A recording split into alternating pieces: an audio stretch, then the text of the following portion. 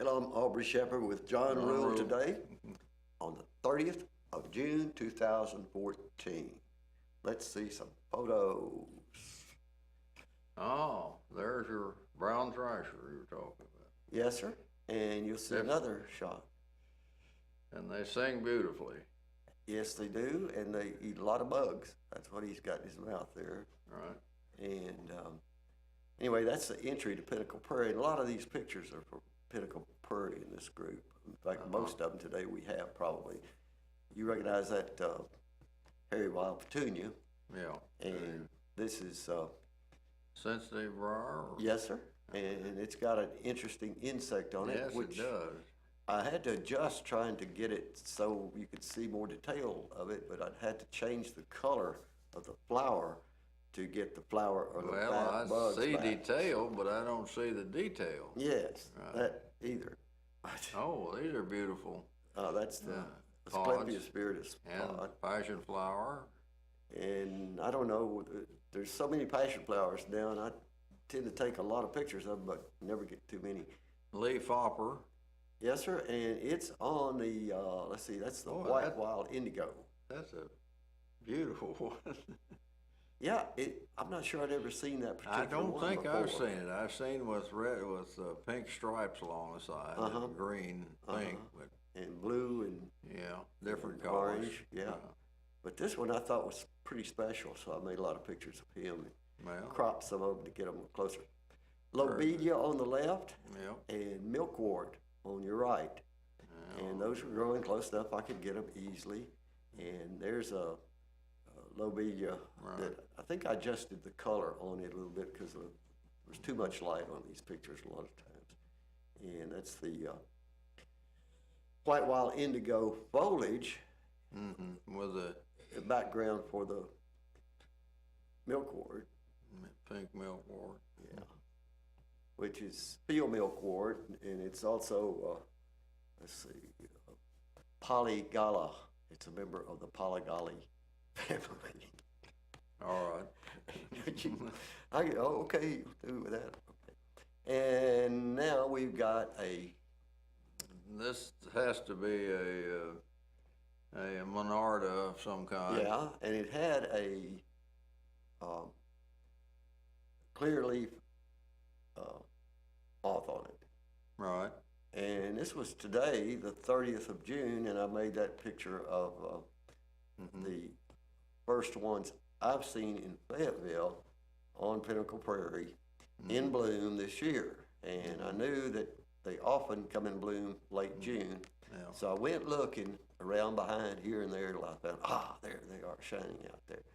And there are lots of the bushes, but probably some of them will be blooming all the way through July, and then it'll be over. Green milkwort or what? No, that's the button bush that's not quite open. Oh, it's a button bush that isn't open. I don't think I know button bush then, maybe. The flowers aren't open on that one. See, they're just a day or two away from being open. Those first ones, they were open, and there you are could see lots all of the colors. woody plants blooming with white snowball. Can you see? That's not a rocks. great picture, but you saw a lot of blackberries. You said you were out picking them today. Yeah, I picked a goodly amount of blackberries.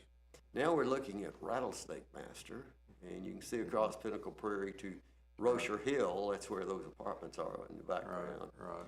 And of course, all these same plants, nearly all of them, were growing on top of Rocher Heights. And that was a wonderful dry place up there, and you've seen parts of it. Yeah. And now, of course, the apartments cover nearly all of it. Right. A few little spots. Lots of yellow blooming flowers now. It's hard to keep all of them. That's not a tick seed, is it? Oh, I think that's the ashy sunflower. Okay. I believe, and it's growing in a patch with a lot of. See, there's a little skipper on that pod of that milkweed. And the ashy sunflower and that Asclepias viridis on Pinnacle Prairie grow together. So as the milkweed goes out of bloom, the ashy sunflowers are coming into bloom. And I think in a minute we'll see a photo where there's the two plants are side by side. Yep. But there are just lots of, yeah, there it is. The thing at the right top, that's the ashy sunflower vegetation. And it'll soon be in bloom. And that's snout bean. And it's a great name. And it's got a bee or flower fly of some kind on it. Anyway, till next time, Aubrey Shepherd asks you to do your part to help keep the water clean and you're pure in the woods green. See ya. Hello, I'm Aubrey Shepherd with John Rule. It's the 30th of June, 2014, and we've got pictures of just a few species of plants and critters. Little skipper, John, and you know what kind of plant that is? Can't be a milkweed, is it? No, it's not a milkweed. It's a dogbane. Dogbane's a relative. Dogbane, I don't know. Yeah. Well, you do. Okay, I know it, but not know it. They look like milkweed. In many ways, they're relative. But monarchs can use them for nectar, as this one is. Beautiful. That's a female monarch. See, she doesn't have one of those little bumps on there, one of those lines at each side that show that it's a male. Okay. She's thick, black line you can see down each halfway there. Yeah. And anyway, she was on Pinnacle Prairie on Saturday morning, and Lauren pointed her out, and I went on a safari chasing her from here to here, plant to plant, getting a few pictures as I could, but there was no male monarch around there. And she started out, she was only about 50 feet from a from a milkweed plant, but she kept going kind of southwest through this batch of nectar sources that aren't any good for her baby. So, okay, importance of clover. You see her nectaring on there? She nectared on there a good long time, and it's just I don't know, what do you call that red clover? It's not a native, I guess. It's another introduced clover. I think it is, yeah. But in Fayetteville recently, they've been mowing things like crazy, and one of the top things in the park there near our place was all this white clover. The deer were grazing on that white clover.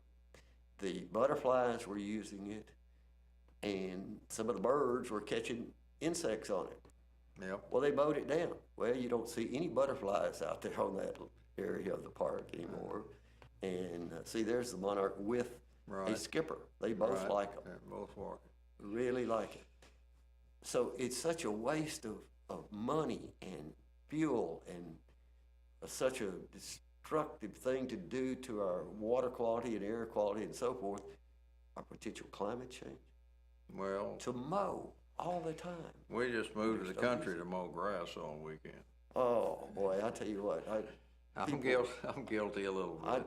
I just, just using the fuel is encouraging more people to drill more and spill more. That's right. And all the things we know is wrong. That's true.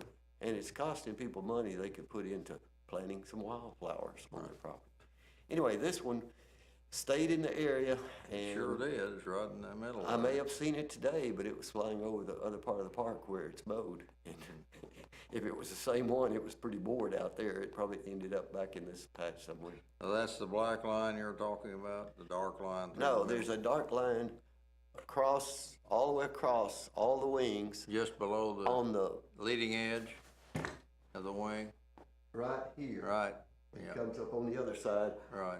On an, what I call it, Admiral, Viceroy. Viceroy.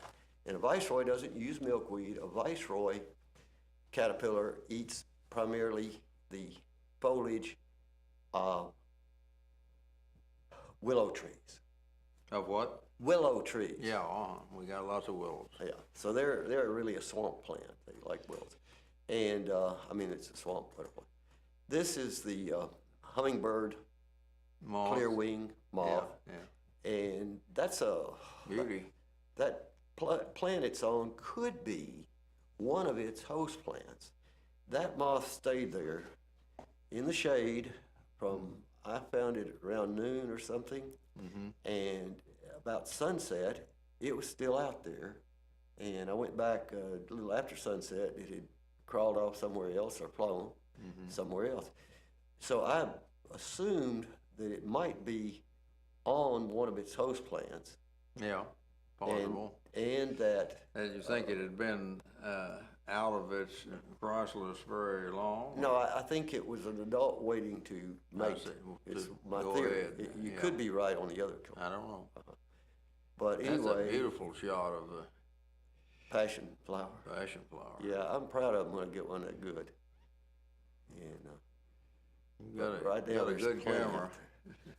Till next time, please do your part to help keep the water clean, the air pure, and the woods green. See you, John. Please. I'll agree on that.